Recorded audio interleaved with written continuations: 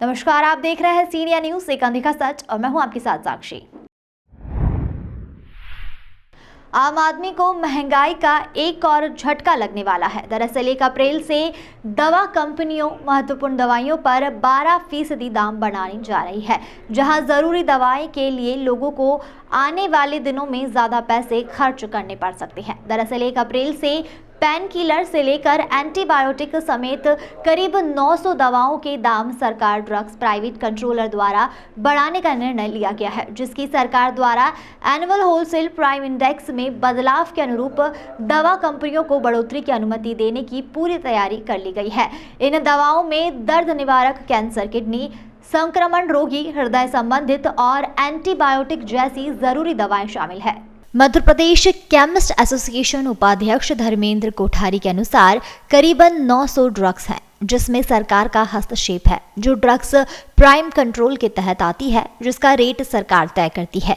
हर साल इसमें rate increase होता है। वहीं दवाई खरीदने वालों का कहना है कि सरकार को जीवनदायिनी दवाओं के रेट को नहीं बढ़ाना चाहिए, क्योंकि पहले ही मरीज इलाज को लेकर आर्थिक मंदी का शिकार हो रहे हैं। ऐसे में महंगी दवा के रेट उनकी परेशानी बढ़ाने का काम करेगी। बाइट ब्यूटी। हालांकि दवाओं के दाम बढ़ाने की सरकार द्वारा परमिशन दी जाती है, क्योंकि रॉ मटेरियल, लेबर के रेट बढ़ते हैं। इसके लिए साल में एक बार दवाइयों के रेट बढ़ाए जाते हैं। इसलिए जरूरी दवाएं, heart, blood pressure, kidney cancer, normal antibiotic दवाई जिसमें शामिल है, जिसकी कीमत सरकार तय करती है, जिस पर प्रति वर्ष कमेटी रिव्यू कर दामों में इजाफा करती है। हालांकि इन महत्वपूर्ण जीवनदायिनी दवाओं के 12% दाम बढ़ने से मरीजों के साथ परिजनों को भी जेब पर अधिक भार पड़ेगा। वहीं मेडिकल संचालकों का कहना है कि कोरोना के 2 वर्ष सरकार द्वारा दवाओं के दाम में इजाफा नहीं किया गया था। बता दें, कई फार्मा कंपनी काफी समय से बढ़ती महंगाई को देखते हुए दवाओं की कीमत में बढ़ोतरी की मांग कर रही थी, जो कोरोना काल के बाद अब 12% दवा के दामों में इजाफा 1 अप्रैल से करने जा रही है। सर, बहुत असर पड़ेगा आम जनता के ऊपर भी, क्योंकि कुछ चीज़ों के दवाइयों के रेट सरकार ने बहुत ज़्यादा बढ़ा दिए हैं। जैसे लिपाक्लिन टेबलेट, इसकी एमआरपी पहले आती थी 365 रुपये, अब उसके रेट बढ़ा दिए 402 रुपये कर दिए हैं। तो इससे आम जनता के ऊपर बहुत प्रभाव पड़ेगा, उनकी जेब में बहुत नुकसान होगा उनको। तो मैं चाहता हूँ सरकार से इन चीज़ों के रेट कम कर दिए जाएँ, ताकि जो आम जनता को उनको समस्या नहीं आए। दवाई तो लेना जरूरी है, क्योंकि ये गंभीर बीमारियों के लिए दवाई का तो विकल्प नहीं है ना आपके पास। जी सर, दवाइयाँ तो लेना बहुत ज़रूरी है सर। चाहे महंगी हो चाहे सस्ती हो। बिल्कुल सर, जो महंगी दवाइयाँ हैं सरकार से दरख्वास्त करूँगा मैं कि उनका रेट कम कर दिया जाए, ताकि आने वाली पीढ़ी को, जो आने वाले जो नए पेशेंट हैं, उनकी जेब में ज़्यादा भार नहीं पड़े सर। करीबन 350 ऐसे ड्रग हैं जिस पर गवर्नमेंट का कंट्रोल रहता है। उसका नाम होता है ड्रग प्राइस कंट्रोल ऑर्डर।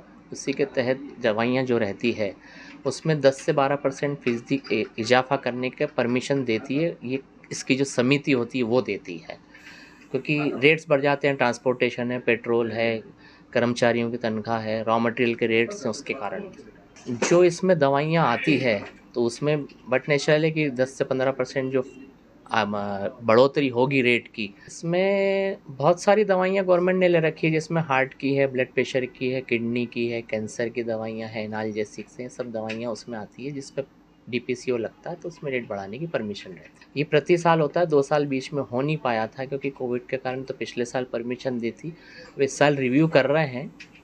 हो सकता है कि 1 अप्रैल से लागू हो जाए वो। अब कितना लागू होता है देखते हैं, चुनावी वर्ष भी रहते हैं तो हो सकता है कि न भी करें, गवर्नमेंट है ये। तो ये क्या होता है सर कि हर साल अप्रैल में गवर्नमेंट दवाइयों पे भाव बढ़ाती है, और ये 8 से 10% का कुछ हो रहता है उनका।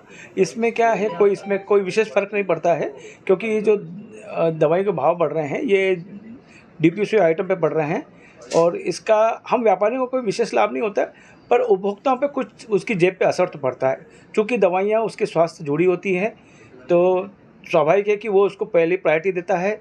सब खर्चे में कटौती करके दवाइयों को ज़रूर वो महत्व देता है, तो उस पर भार तो पड़ता है, ये बात स्वाभाविक है। तो थोड़ा तो भार पड़ेगा उसका। भैया, पहले तो अपन ये क्लियर कर लें कि सभी दवाइयों पे 12% रेट नहीं बढ़ेंगे। दवाई सरकार ने पिछले कुछ 5-7 सालों में बहुत सारे प्रोडक्ट जो अपने कंट्रोल में ले लिए, जिनके रेट गवर्नमेंट ही डिसाइड करती है। गवर्नमेंट की संस्था है जो डीपीसीओ जिसको बोलते हैं, वही उस चीज़ के रेट डिसाइड करती है, और उस चीज़ के रेट गवर्नमेंट की तरफ से ही फिक्स हो जाते हैं। उसी को रेट 10-12% बढ़ाने की परमिशन दे रही। मेरे ख्याल से पिछले 2-3 साल से रेट नहीं बढ़े, इस साल गवर्नमेंट उसको 10% या 12% बढ़ाने की परमिशन देगी। तो इतनी तो महंगाई दर ही बढ़ जाती है सर, कंपनी के ओवरहेड बढ़ जाते हैं, दूसरे खर्चे बढ़ जाते हैं। और आप देखेंगे, कंपेयर करेंगे तो पिछले 5-7 सालों में गवर्नमेंट ने डीपीसी एक्ट के अंतर्गत सारी heart, sugar, cancer, psychiatric, neuropsychiatric बहुत सारी दवाइयाँ ऐसी है जो उसमें ले ली है। तो आज भी दवाइयों के भाव यदि 5 साल पहले कई ड्रगों के कंपेयर करेंगे तो उससे कम में अभी अवेलेबल है जनरल दवाइयाँ जितनी है। नहीं, व्यापार तो प्रभावित होते ही ना सर। यदि रेट कम होंगे, आज जो चीज़ हम 10 रुपये में बेचते तो 8 रुपये में बेचेंगे तो हमारा टर्नओवर हिसाब से प्रभावित होगा। पर ठीक है, तो हम लाइफ सेविंग का ड्रग करते तो इस चीज़ को नहीं कर सकते। हमारा उद्देश्य पहला ये होना चाहिए कि हम हमारे मरीजों को कितना देर फ़ायदा पहुँचा सकते हो और असली मरीजों को इसका फ़ायदा मिले, जो अफोर्डेबल पेशेंट नहीं उनको फ़ायदा मिले तो अच्छी चीज़ है। इसमें कोई व्यापार को कोई फ़र्क नहीं पड़ता सर। ठीक है, व्यापार अपनी जगह कम ज़्यादा होता है, पर यदि अफोर्डेबल मरीजों को इसका फ़ायदा मिल रहा है तो बहुत अच्छी चीज़ है सर। अब थोड़ा बहुत तो सर वही बता रहा हूँ ना मैंने आपको, 5 साल पहले जिस दवाई में आती गवर्नमेंट ने तो इतने सारे ड्रग हमारे उसमें ले लिए डीपीसीओ में। पिछले 3 महीने से या 4 महीने में कम से कम 300 के आसपास ड्रग डीपीसीओ में ले लिए। मैं ड्रग की बात कर रहा हूँ, दवाइयों की बात नहीं कर रहा हूँ। मतलब हमारे तो 1500-1700 प्रोडक्ट या और ज़्यादा प्रोडक्ट उसमें चलेगा डीपीसीओ में। तो हमारे तो टर्नओवर पे 10-20% तो ऐसे ही फ़र्क पड़ गया। तो इस 10-12% पड़ने से बहुत राइस में बहुत फ़र्क नहीं पड़ेगा। तमाम खबरों के लिए देखते रहिए सीनियर न्यूज़, एक अंधिका सच।